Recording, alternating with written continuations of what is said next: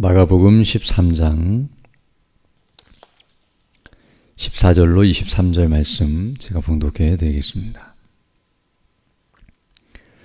멸망에 가증한 것이 서지 못할 곳에 선 것을 보거든 읽는 자는 깨달을진저 그때의 유대에 있는 자들은 산으로 도망할지어다. 지붕 위에 있는 자는 내려가지도 말고 집에 있는 무엇을 가지러 들어가지도 말며 밭에 있는 자는 겉옷을 가지러 뒤로 돌이키지 말지어다. 그날에는 아이 벤 자들과 젖 먹이는 자들에게 화가 있으리로다. 이 일이 겨울에 일어나지 않도록 기도하라.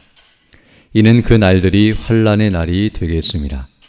하나님께서 창조하신 시초부터 지금까지 이런 환난이 없었고 후에도 없으리라.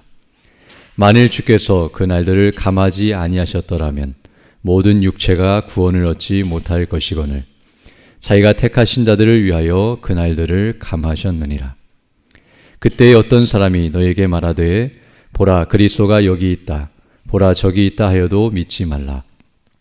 거짓 그리스도들과 거짓 선자들이 일어나서 이적과 기사를 행하여 할 수만 있으면 택하신 자들을 미혹하려 하리라. 너희는 삼가라. 내가 모든 일을 너희에게 미리 말하였노라. 아멘. 오늘 읽은 이 본 말씀은 환난의 날이 앞으로 있을 것인데 그때에 어떻게 행해야 할 것인가를 가르쳐 주시는 예수님의 말씀입니다. 먼저 오늘 본문 14절을 보게 되면 이렇게 말씀하고 있는데요. 멸망에 가증한 것이 서지 못할 곳에 선 것을 보거든 읽는 자는 깨달을진저라고 말씀해 주고 있습니다. 여기 멸망에 가증한 것이 서지 못할 것에 섰다는 이 표현이 무엇인가를 여러 사람들이 추측을 하는데요. 어떤 분들은 이것을 가지고 여기 멸망에 가증한 것은 바로 로마 군대, 즉 이방인의 군대가 서지 못할 곳, 곧 성전에 들어와서 그것을 회파한 일을 의미한다고 말하는 이들도 있고요. 또 이것은 다른 어떤 사건이라고 말하는 이들도 있지만 그러나 정확한 것은 우리가 알 수 없지만 이제 뒤에 있는 내용을 살펴보게 되면 이때는 바로 큰 환난의 때라는 것을 우리에게 가르쳐주고 있습니다. 그래서 19절을 보게 되면 이는 그 날들이 환난의 날이 되겠습니다.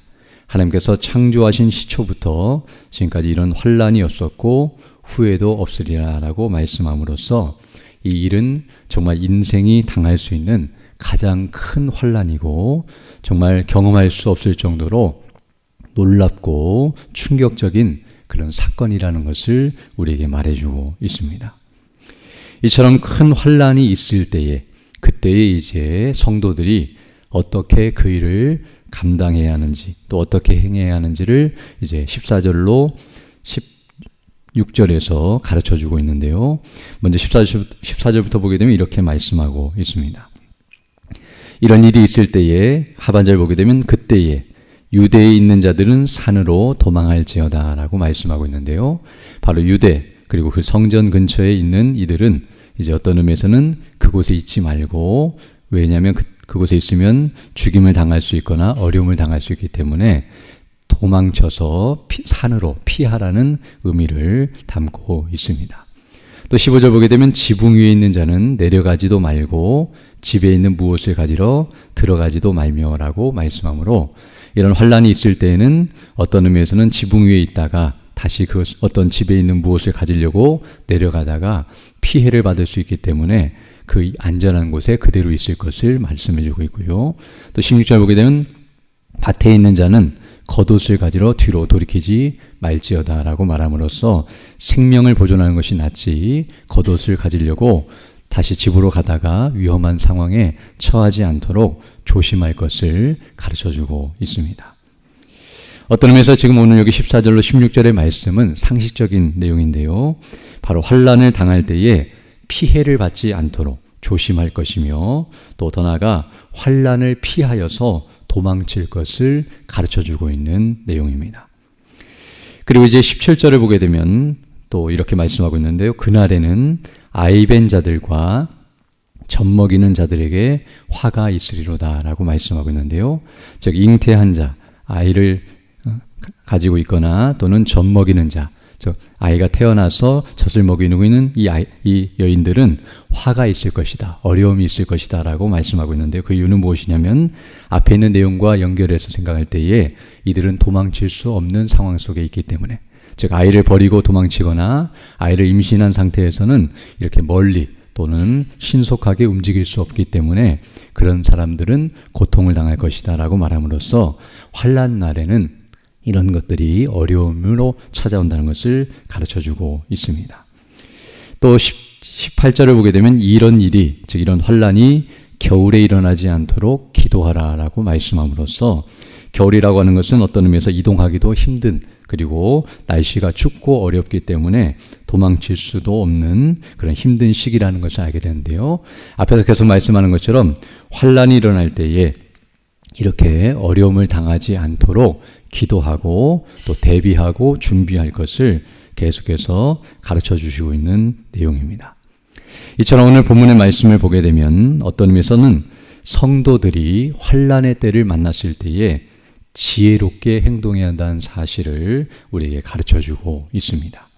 즉 아무런 대책 없이 가만히 있거나 또는 어리석고 무리하게 행동해서는 안 된다는 사실을 오늘 본문은 여러 가지를 통해서 가르쳐주고 있습니다.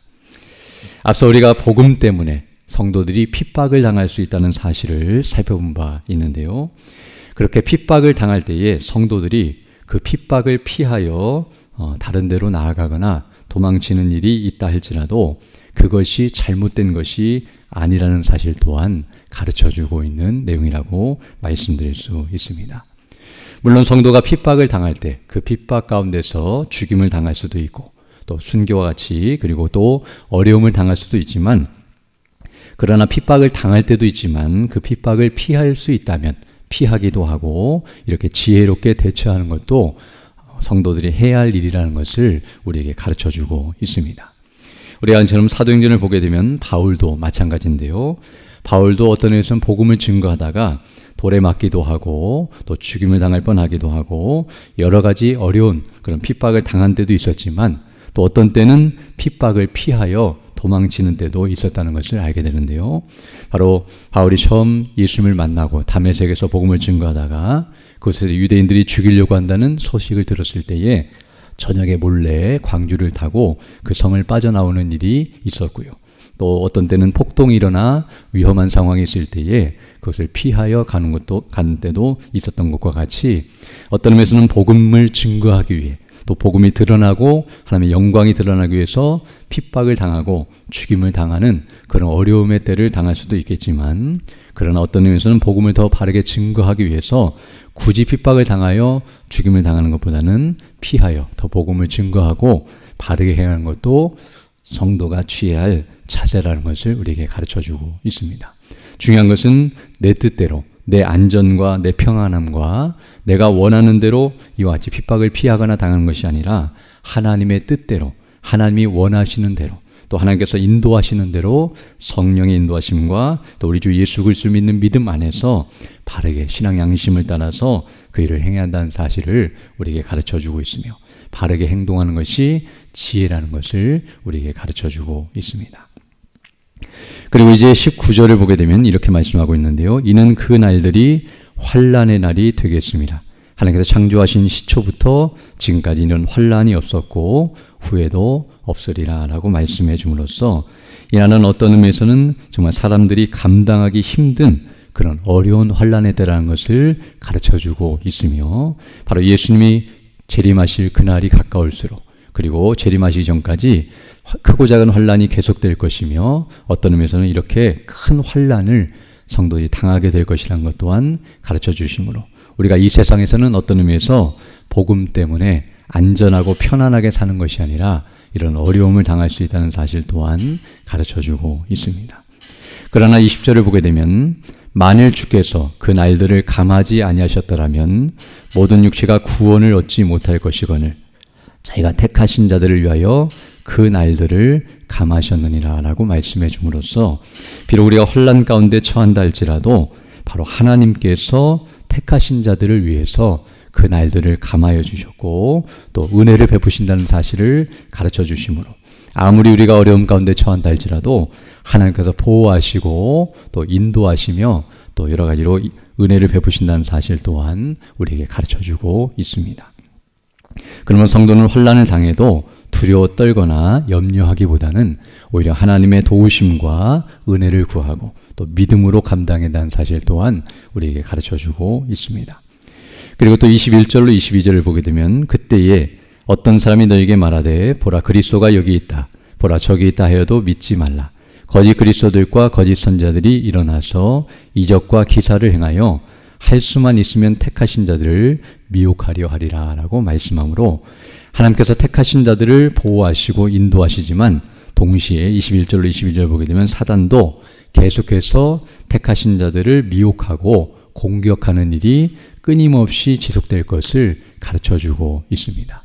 즉 하나님이 인도하시고 또 보호하신다고 해서 아무 일도 일어나지 않거나 어떤 어려움도 없는 것이 아니라 계속해서 끊임없이 사단이 우리의 믿음을 무너뜨리고 미혹하여 넘어지게 하려는 그런 공격들이 있을 것을 말씀하시면서 그런 미혹에 넘어지지 않도록 주의할 것도 계속해서 말씀해주고 있습니다. 그러면서 결론적으로 23절을 보게 되면 너희는 삼가라. 내가 모든 일을 너희에게 미리 말하였노라 라고 말씀하므로 이 모든 것들을 다 가르쳐 주셨기 때문에 그것들을 잘 알고 대처할 것을 이렇게 가르쳐주고 있음을 알 수 있습니다. 오늘 우리는 이 본문의 말씀을 통하여 다음의 중요한 사실들을 우리가 깨닫게 되는데요. 먼저 오늘 본문에서 나타나는 것처럼 예수님께서 이러한 환난, 또 미혹, 앞에서는 재난, 이와 같이 마지막 때에 우리가 마지막 날을 맞이하기 전까지 있을 일들에 대해서 이렇게 미리 설명해 주시고 가르쳐 주시는 이유는 우리로 하여금 두려워하게 하시는 것이 아니라 도리어 두려움을 없애주시려고 하시는 목적이라는 것을 우리가 알 수 있습니다.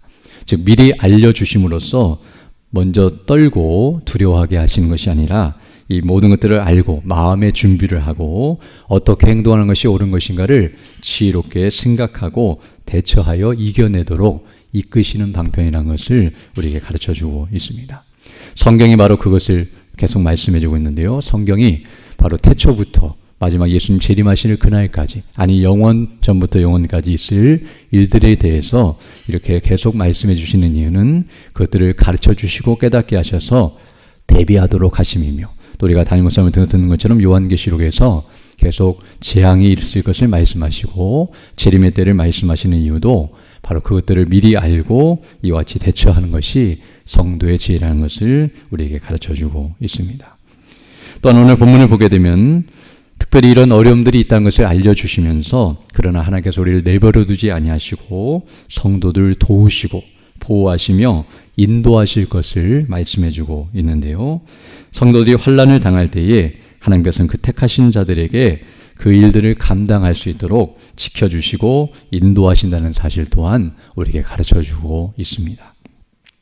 그러나 우리가 여기서 잊지 않아야 할 것은 무엇이냐면 바로 이렇게 하나님께서 우리를 지키시고 은혜를 베푸신다고 한다 할지라도 그것은 우리가 가만히 있어도 되는 것이 아니라, 즉 하나님께서 알아서 해주시고 우리는 아무것도 안 하고 가만히 생각도 않고 있어도 그 일들을 능히 감당할 수 있도록 은혜를 주신다는 말씀이 아니라 오늘 본문에서 말하는 것처럼 우리에게 주신 지혜와 능력을 가지고 합당하게 행해야 한다는 사실 또한 가르쳐주고 있습니다. 즉 지붕 위에 있는 자는 내려가지도 말고 밭에 있는 자는 겉옷을 가지러 뒤로 돌이키지도 말고 또 이와 같이 도망치라고 말씀하시는 것처럼 그 시기와 그 때를 잘 분별하고 그에 합당하게 행동하는 것이 무엇인가를 생각하면서 살아가야 한다는 것을 우리에게 가르쳐주고 있는데요. 바로 이와 같이 우리는 이 마지막 때를 살아가면서 어떤 의미에서는 두 가지를 생각해야 하는데, 첫 번째는 그리스도 안에서 확실한 보장이 있다는 사실, 즉 어떠한 일이 일어나도 우리의 구원이 떨어지지 않고 끝까지 믿음을 견지케 하시며 구원해 주신다는 그 확신과 보장이 있다는 것을 우리가 다시 한번 깨닫게 되며, 또한 동시에 두 번째로는 그리스도의 능력과 성령의 능력과 그 은혜를 힘입어서 지혜롭게 대처하여 그 모든 환난을 감당하고 승리하는 삶을 살아야 한다는 것을 우리에게 가르쳐주고 있습니다. 그럼 우리가 이 시간도 이렇게 나와서 말씀을 듣고 기도하고 또 하나님께 영광 돌리며 오늘 주일에 이렇게 예배를 드리는 이유도 하나님께 영광을 돌리면서 또 하나님이 주시는 은혜를 받고 믿음 안에 무장하여서 정말 이 세상에서 그 사단과 싸우고 또 그 모든 악한 세력과 싸우면서 믿음을 지켜나가기 위한 것임을 우리가 기억하면서 날마다 그 일에 더욱 힘쓰는 자들이 되어야 할 것이고요. 또 그 일을 하는 이유 중에 가장 중요한 것은 복음 증거라는 것을 기억하면서 항상 복음 안에 거하고 그 복음을 증거하며 살아가는 우리 모두 되어야 할 줄로 믿습니다. 이런 은혜를 달라고 간구하시며 살아가는 복된 나날이 되기를 간절히 소망합니다. 함께 기도드리겠습니다. 걸어가시고 자비로우신 아버지 하나님 감사를 드립니다.